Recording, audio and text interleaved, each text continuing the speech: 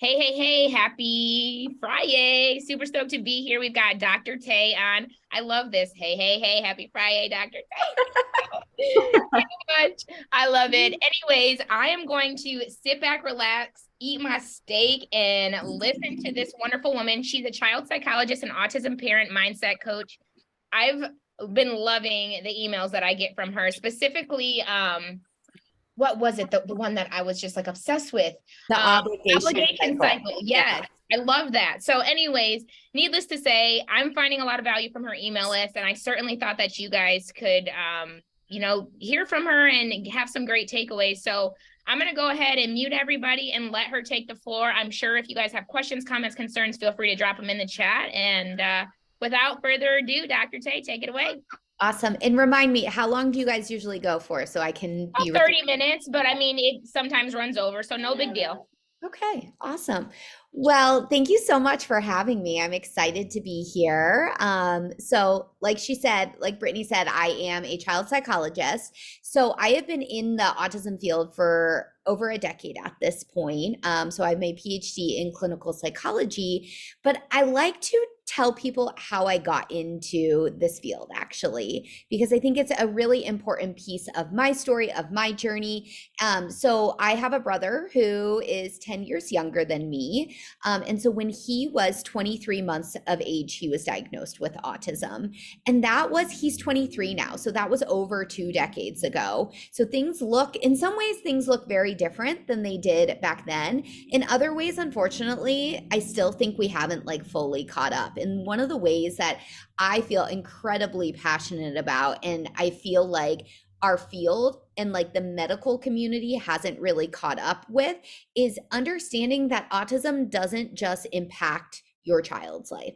Autism impacts your whole life as a family, whether that's you as a parent, other caregivers coming into play, or if you have other, children as well, it shapes their world. And that's what I found, through my personal experiences. It really shaped who I was. Not only did it inspire me to be in this field, and, sometimes it was really challenging too. And, learning how to understand autism. And that wasn't something that was openly discussed because the level of stigma when I was younger, I mean, was much, much greater. So we talk about it within our house, but I have a podcast. It's called Evolve with Dr. Tay, Real Conversations Designed for Autism Parents. And I recently did a podcast episode where I went into full detail about my story. And that was the first time I really had publicly shared my story, because some of it is I wanted to respect what my brother wanted in all of this. And I finally had a conversation with him of like, hey, how do you feel about, me starting to share more openly our family story? And he actually was very supportive of that. So that was awesome. But, basically, I think it does shape us in different ways. And so that is how I got into the field. It's what keeps me passionate. It's what, made me even start studying this. And I think I get a unique lens of being able to support families, have the knowledge base, to really provide the information.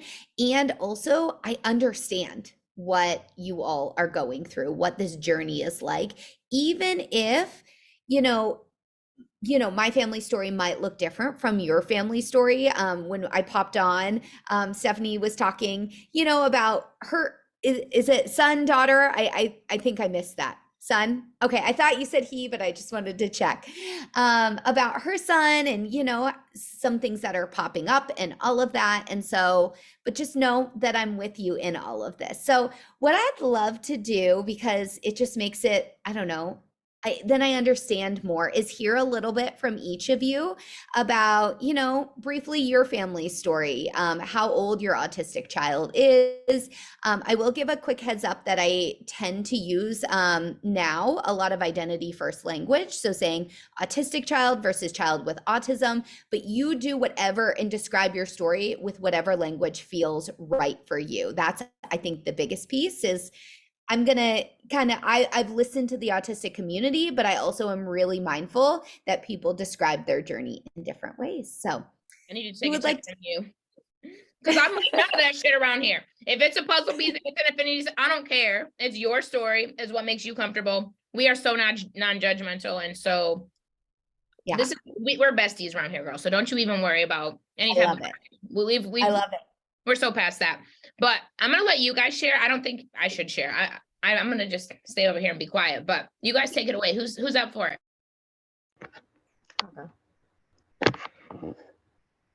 Go ahead, Stephanie. Okay, I'll go first. So I have a 5-year-old named Elliot and a 3-year-old named Owen. My 5-year-old was diagnosed right before he turned 3, and my 3-year-old right before he turned 2. Okay. So we are lightly seasoned parents. They both attend ABA, OT, and speech weekly. We're getting ready to transition from preschool to kindergarten for Elliot. Yeah. And we actually get he's already had his IEP assessment, and we will get the results on May 4th.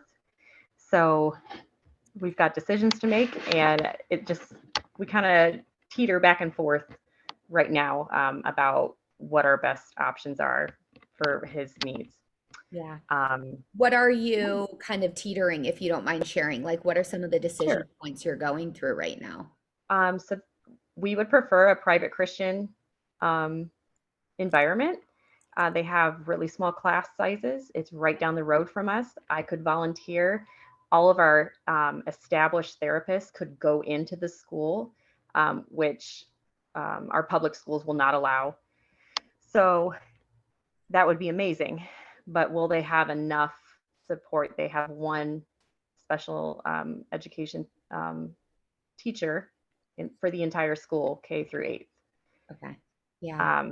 So we will just see what the IEP says, and then we take that to the principal. We have a whole meeting and see if they can accommodate. And if they can't, then our public school also has a really good, strong special education program. They're just so overworked and underappreciated. And the class sizes are sometimes 28 kids. Okay. And I just don't see how my son can thrive in that environment. So absolutely. Yeah, no, that makes sense. And big decisions, but I love the sequence that you're going through, gathering all the information first before trying to make that decision. Right. Right. I can only see the next step. Exactly. I can't really see my way through it yet. But I'm going to see the next step. So I love that. I love it. Well, thank you so much for sharing, Stephanie. Who would like to go next? Y'all are both talkers. Don't even play. Who's going? I'll go for it. All right, Jessie. So first, just love the fact that you, hit on how autism, the diagnosis itself really affects more than just the one person. It's the whole family unit, the system of all the caregivers, the therapists, like everybody who's in your life, your friends, everybody is impacted by this diagnosis. It's a whole thing. And so, our family, we have a 5-year-old, he's almost 6. He was diagnosed, we were in the process right around his 3rd birthday. He was in ECI, early childhood intervention, all through, age 2 to 3. And then when he entered school is when we started really pushing for the official diagnosis, medical and educational. I also have a 4-month-old, so, we're kind of keeping our eye on that situation. We'll just be monitoring her development. He is nonverbal. So there were, a lot of cues early on with him. Mm-hmm. Right now, and we're in a super rural area. So resources are severely lacking here. There is no ABA. He drives 4 hours to see the doctor. Oh, wow. Yeah, just for his pediatrician, because there was a period of time where there were no local pediatricians. There are some now, but the one that I was seeing with him when he was a littler kid, and there were some concerns for me. They were just dismissing me. Mm-hmm. So I was like, you know what, we're going to go back to his original pediatrician who is supportive and really, as soon as we got to her, I was like, I'm really concerned about autism. They're telling me it's just a speech delay. What's going on here? And she was like, I really hate to be the one to tell you this, but your mama instincts are right. I'm going to write you up all the referrals. And that's kind of how that process took place. So I guess just from the standpoint of having to do a lot of extra advocacy, Yeah. it's definitely difficult out here. So I think as far as, being on the precipice of like, what are the next steps? For us, it's probably going to be a move. I've known that for a while, but now as he's getting older, and his situation was really good with a teacher that was really experienced in autism services, and she was promoted to assistant principal at one of the That other just happened campuses. to us. Teacher that we're supposed to have got promoted. I don't know who teacher's gonna be now. Because And they I'm like, get so good. That's the thing. They're so good, then people are like, oh, wait, you should be you doing want more. them. Yeah. Exactly. And so it's like, I'm so happy for you and your, life step here, but we are really negatively impacted by that. So it puts us in a position of like, how do we fast forward and like fast track a really big move for the family? So that's kind of where we're at. But right And where are now you we're located? so I'm actually in West Texas. I don't know if you know, like Big Bend National Park. We're just a couple hours from the border and the park and everything. So we're middle of nowhere. Yeah, so it's definitely difficult, but I know there are a lot of areas within the 5 to 7 hour range from here that would have accessibility and services that we need.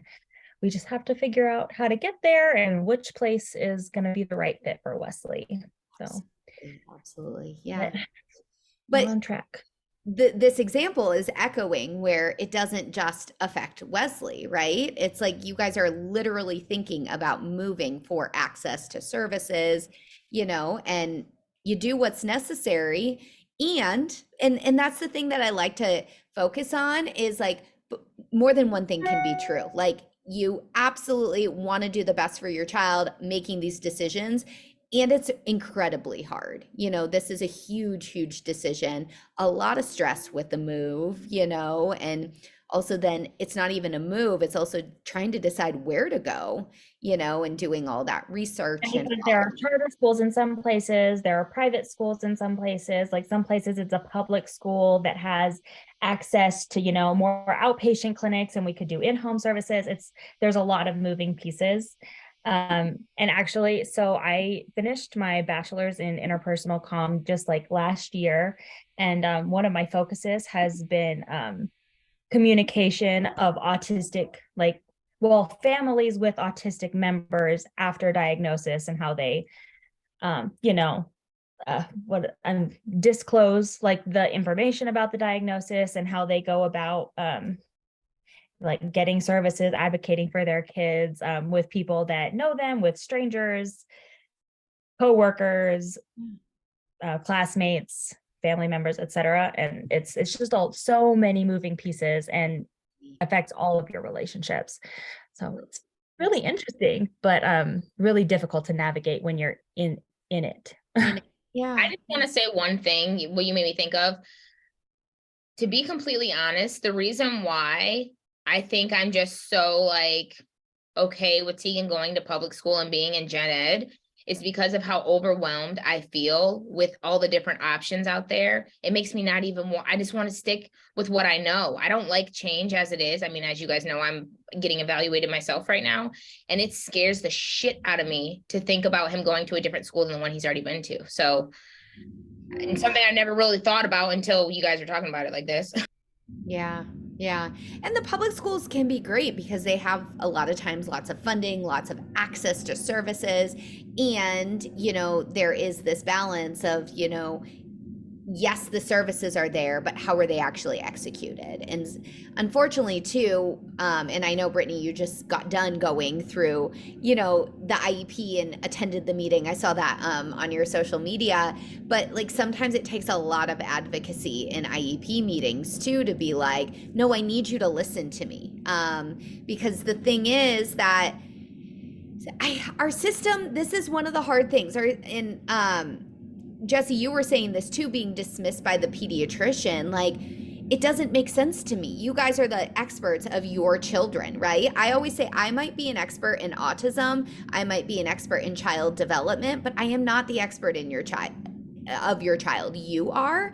And I think we need to have more providers and teachers and teams that are actually viewing you guys as part of the team. And so if you take anything from this today, that is the thing that I really want you to hear loud and clear. Like, you are the expert of your child. No one else knows your child like you do, other than maybe like your partner, for example, or if you have like a highly involved grandparent. But you are the expert. And so don't forget that, because I think sometimes it's easy to back down to these supposed experts and be like, okay, whatever you think. And I think this comes up in IEP meetings a lot, where it's like, this is what we're recommending. It's so easy to be like, yes, but then your mama gut is going, no, my child is not going to do well in that setting, or my child's not going to respond well to that accommodation, or why aren't they putting in visual supports? Like, I told them a million times, that is something that's super beneficial for my child.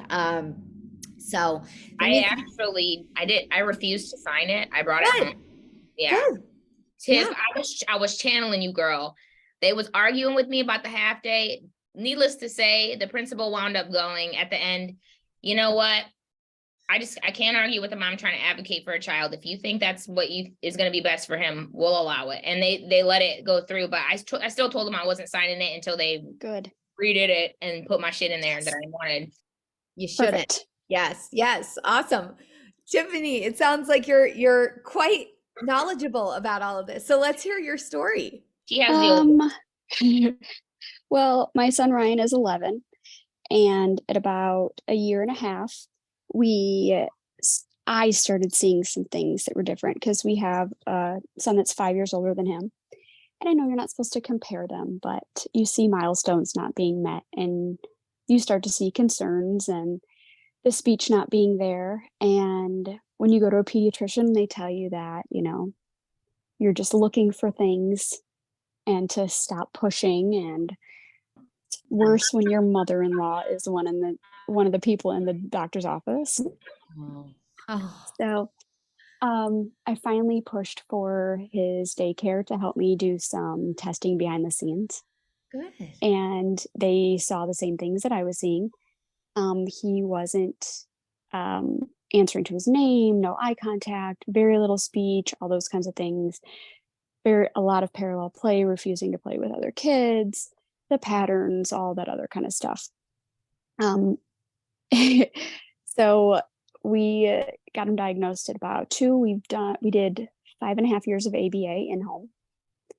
We started off with the max of 40 hours a week for the first couple of years.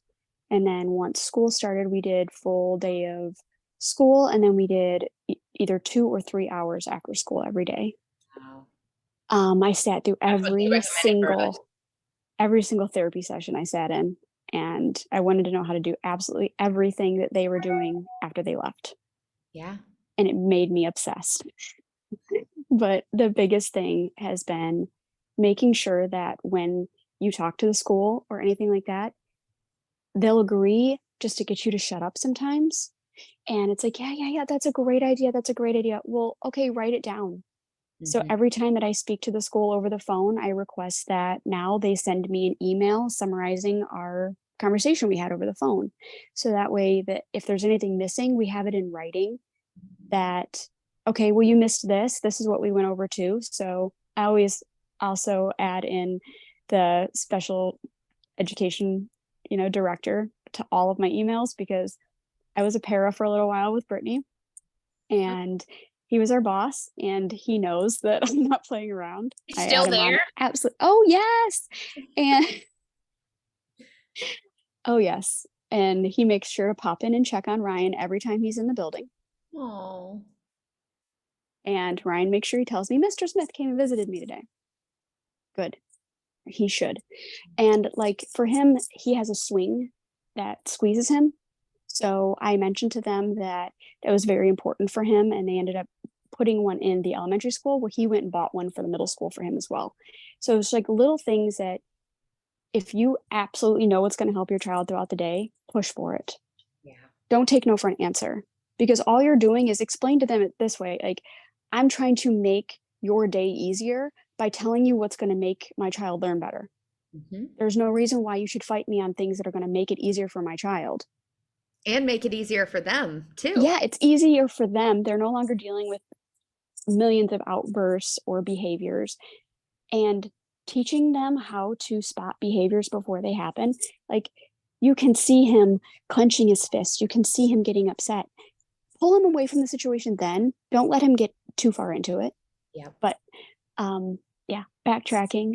His brother is 5 years older, super involved in ABA. So his brother is like his person besides me, like his special person. And in case anybody else's child loves squeezes and pressure, there's a thing called a sensory pod. And we got it for his birthday last year, and it has officially been the best thing that has ever been bought. Oh, that's awesome. Can I ask if you hang it from the ceiling or do you have a stand for it? Because we've been The swing we had hanging from the ceiling, but the sensory pod is like, it's like a blow up thing. I'll have to send you guys a picture of it, but it looks like a pea pod. It's like Send a us the canoe link, blow. bro. Don't Oh, just send a yes. picture, send the link. And I'm telling you right now, we got there's like a small, large, and extra large. We got the large just because he's already so big, but I've gotten into this thing and it is unbelievably Listen, amazing. she's 100 pounds soaking wet just because No, she no, can. no, no, no. doing nothing. Brittany, I told you I've been eating. I gained about 30 pounds in 2 months. You needed it. It's all right. But Oh, yes. So yeah. I'm like, I knew Brittany before she had her son, and she listened to all of my hot mess stories. And then she started going through Never these things. thinking I was it like, could be me though, right? Like never. pregnant with my child while she's telling me all this. We're working together as paras. Never in a million years, you don't think you're gonna have anything wrong with your child. Like the fact that I was working as a para with her when I was pregnant with Tegan, it's really crazy in full circle now. But yeah. Yeah. Yeah. I was just happy that I was able to be there when you started seeing signs and like being able to talk to you about it, because it is the most draining and isolating thing you can ever be a part of. And something that sucks too is people don't realize that everything is like a 2-income home these days. And you have to be the main person for your child. Somebody has to be. And you can't do that when you have a full-time job that will not work around a schedule for ABA therapy or anything like that. So Brittany has like an amazing setup. But I had to leave like 3 different jobs, and it really put us in like sketchy situations money-wise. But like in the past, things are better now, but it's just like you have to put that first, because if you buckle down those first couple of years really, really hard, it's going to help out in the long run so much more. Yeah, absolutely. Absolutely. Rant over. Sorry. Yeah. Yeah. So context, my brother also did 40 hours of ABA plus all the other therapists. So we had therapists in our house all the time. He did that for 2 years. So yeah. And it makes a difference, and all of that but it's also a sacrifice. It's a big, big sacrifice. So bravo to you for doing it for 5.5 years. And you sound so knowledgeable, and your son's just so lucky to have you in his corner, Thank you very, very much. You're welcome. I was just hiding in a closet too for quiet. If anybody else like Oh, it hasn't. Yeah. Well, you gotta knows the struggle for that. Like, That's okay. I'm just picking steak out of my teeth over here. Hey, Jody, do you want to share? Okay, you're driving. Okay, just listen, girl. You could just listen. We love you, Jody. Glad you made it, boo. Yeah, so nice to meet you, Jody. All right. Well, I love just all of these stories. And, I think that it's important to know the story behind autism, because autism can be so different. It impacts every family in so many unique ways. And also there's this commonality here too. So I ultimately just want to be a resource for y'all. I know you guys have this incredible group, but why don't I go ahead? I wasn't planning on doing this, but since Brittany brought it up, I'd love to talk. Oh no, you're good. You're good. I'd love to talk about the obligation cycle. So, and let me give you a little bit of background in this. So, one of the things that I was in research before. Basically all of my autism career, I was in research. And then I started to see this need of like how many gaps there were. and that things needed to be done differently. So now I have my own private practice that I have started and I run, and I'm able to practice in about 35 states via telehealth right now. So it's been so fun being able to connect with different families. But ultimately, I developed what was called the whole family approach. And the idea behind it is a lot of times what I see, having been in this field for so long, is like, one, you're getting information from all your different your child's different therapists, the teachers, the pediatrician, different doctors. If you see a neurologist, one, sometimes that can be so overwhelming. But two, a lot of times there's not a lot of space for you to ask questions. Appointments are very focused on your child. It's in and out. Maybe you're able to find time to ask questions about your child, but then also, where is the space, other than this, because this is unique. Most families don't have access to something like this, but where's the space that you just get to be supported in all of this? And so with my whole family approach, that's exactly what I do. It's like, yes, we are going to work on skills and strategies for your child. So whether that's like more, helping them to learn functional communication, whether that is, kind of more early intervention support. I also do like first time diagnoses. Or as kids get older, we start to see sometimes the co-occurrence of anxiety, emotion dysregulation, behavioral challenges, and addressing all of that. And yeah, exactly. And I think Brittany said why she created this. She knew that, this was needed and you can bounce ideas off, but this is unique. It's hard to find groups. You guys are so lucky to have a group like this. But basically, the idea behind what I'm doing is, yes, we're going to work on your child's skills, but also, how are you in the process understanding your own self, your own regulation? So one of the things that I often see, for example, with emotion dysregulation, which the majority of autistic children have emotion dysregulation in some way. We know this from research, but that like as your child starts to escalate, just naturally, we're human. Exactly. Brittany said, to point it to herself, we start to escalate too, right? And so it's like, yes, we can work on strategies for your child, but a lot of times I'm hearing like, strategies don't work, and some of it is this cycle. And so it's like, how do we support both people? Because parent affects child, child affects parent. And it's not that you're doing anything wrong. You simply are having a reaction, being human to a stressor, right? And so it's being able to work through that yourself and get that support. And so that was kind of why I developed all of this. But one of the things that I love to do, and then I'll get into teaching it and then we'll wrap up, is helping parents just to understand their own thought patterns and where their thought patterns are sabotaging them versus serving them. And being aware of sometimes like how we can get stuck in cycles, for example. And so I want to share real quick what is called the obligation cycle. So I sent this out a while ago in an email, and Brittany, thank you for, I'm pulling it up. Brittany absolutely loved it. So I'm like, perfect. We'll just share it right here. Sorry, one second. I present, there we go. Okay. Sorry. Okay, so what the concept is often it can be this idea that we can get stuck in this sense of obligation. And I feel like when I describe this to you all, it will make even more sense of how this can be so relatable. So let's share this. Okay. Let me exit here. Okay, so basically, it is this cycle. And as humans, we do this. This is not unique to your role and responsibility of having an autistic child. It truly is what happens, but we're going to talk about it even a little bit in the lens of autism. So what starts to happen, the first step is we literally show up out of obligation. I have to do that. I should do that. I must do that. I need to do that.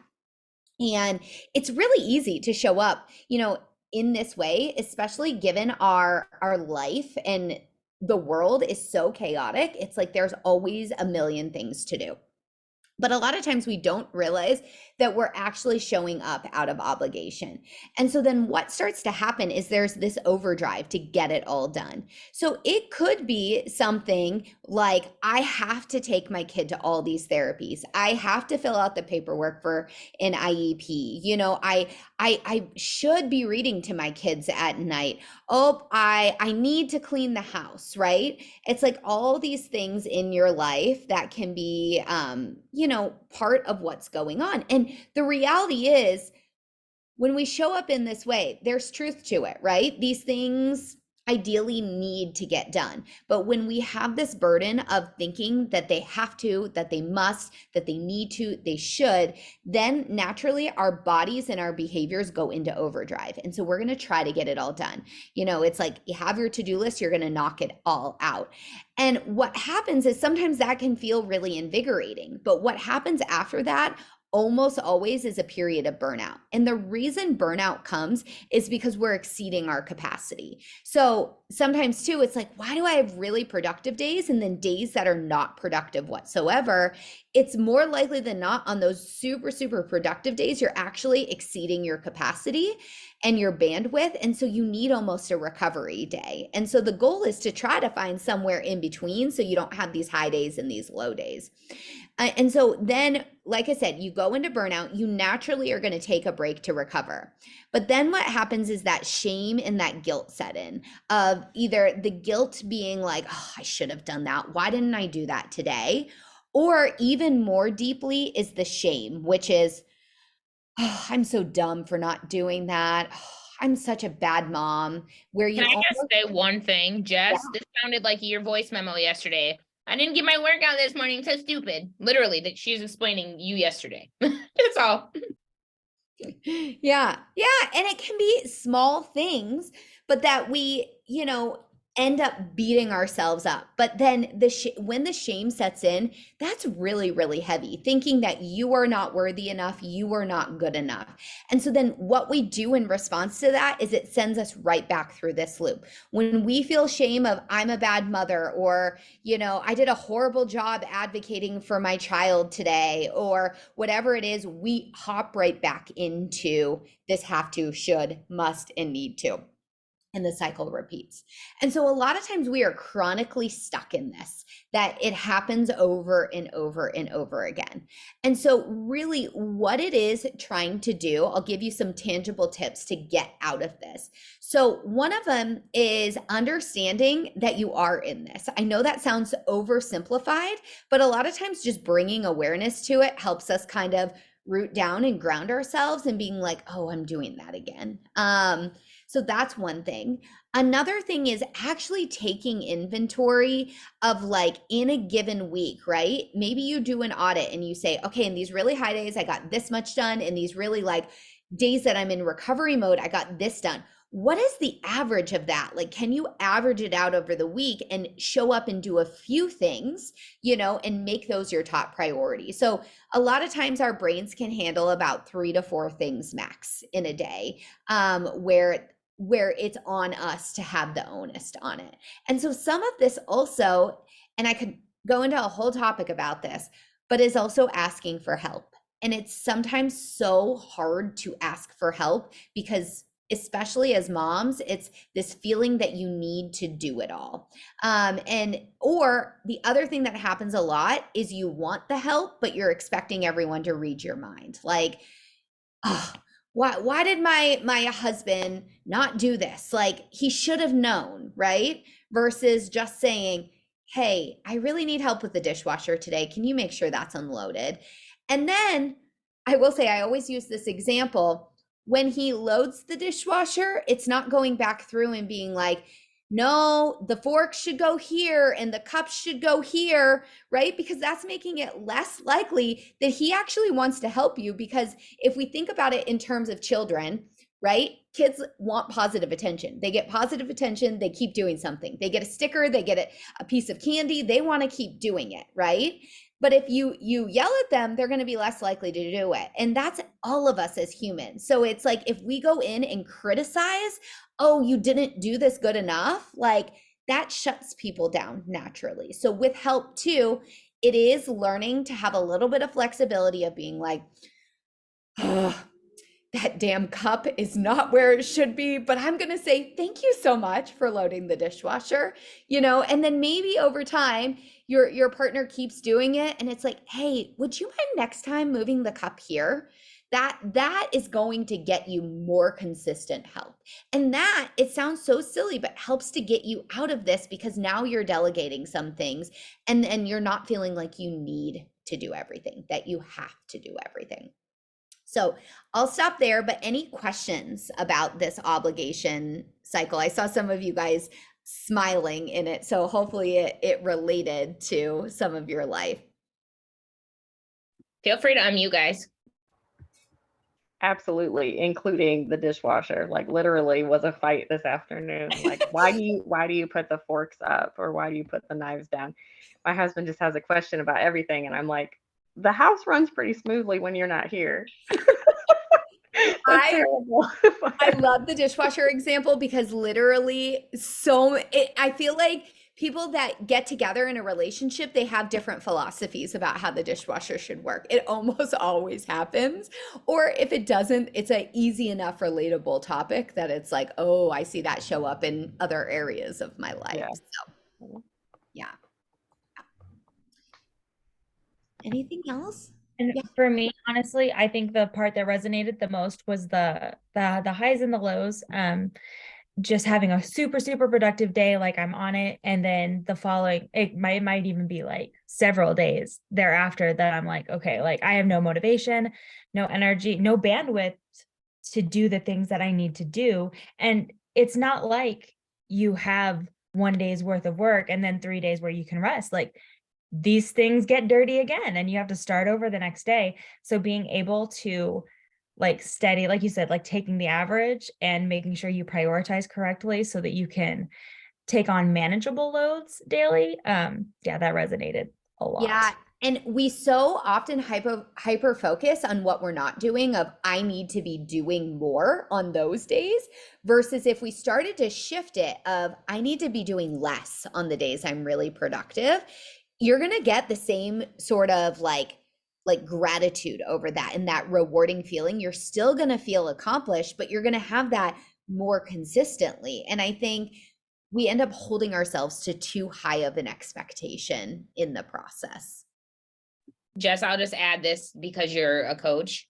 Like what she's saying goes so well with the coaching thing too. Like I'm telling you, it's why I'm here 6 years later and able to work from home because I didn't burn out like 90% of people do. You know what I'm saying? Because I do a little bit every day. I'm not like inviting 50 people a day. And no, I'm yeah, natural, authentic conversation will get you just as far as those people that are like, invite 100 people to know, because guess what? You are out here being spammy and salesy like that. You're not going to help nobody.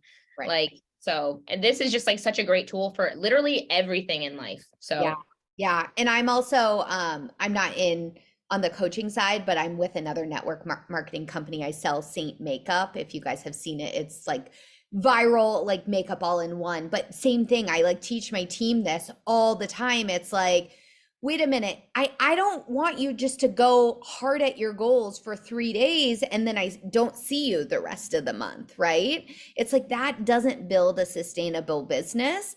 And yeah, it relates in so many different areas. Even something, if you guys have like a salaried position, right? It's like, the same thing is true. Is like, it sounds weird, but you're actually doing less to do more.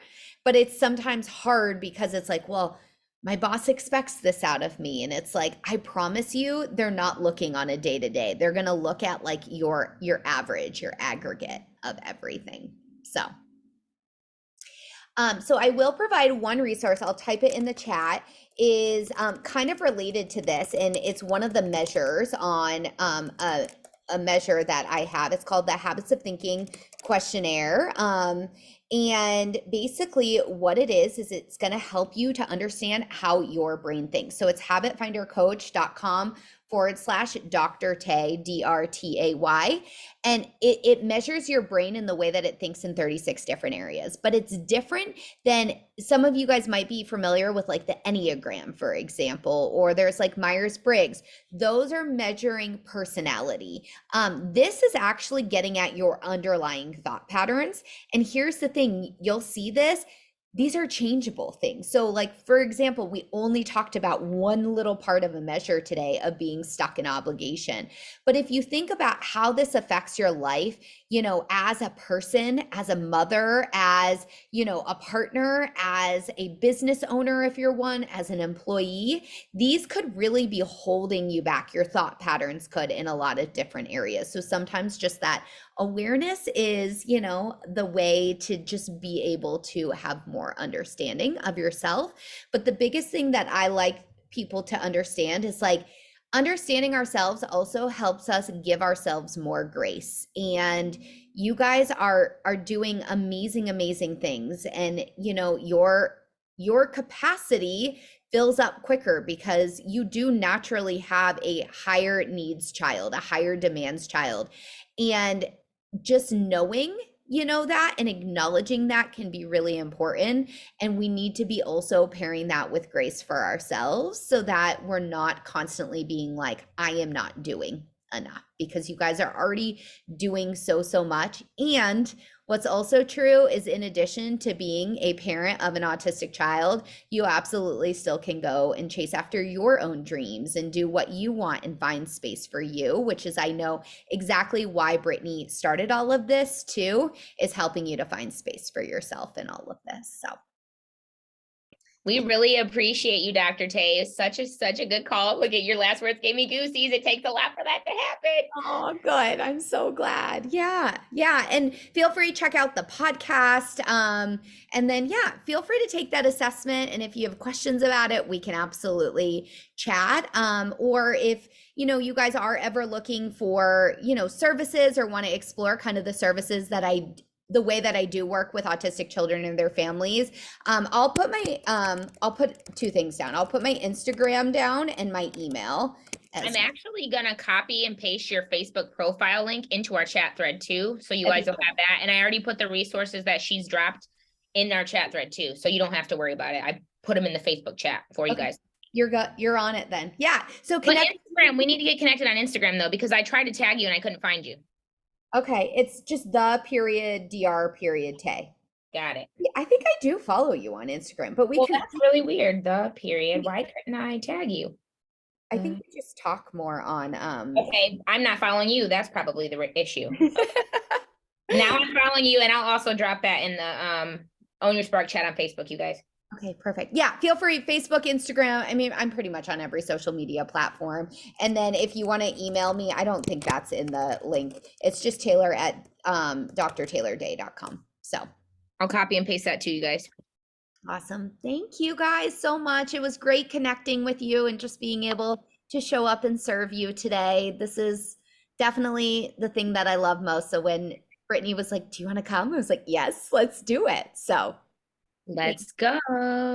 Thank you so much for sharing. This was awesome. I really appreciate it. And yeah, will we have that visual? Because I would love to just put that on my fridge as like a reminder, like, girl, this is where you are at today, and we need to calm it down before we get burned out.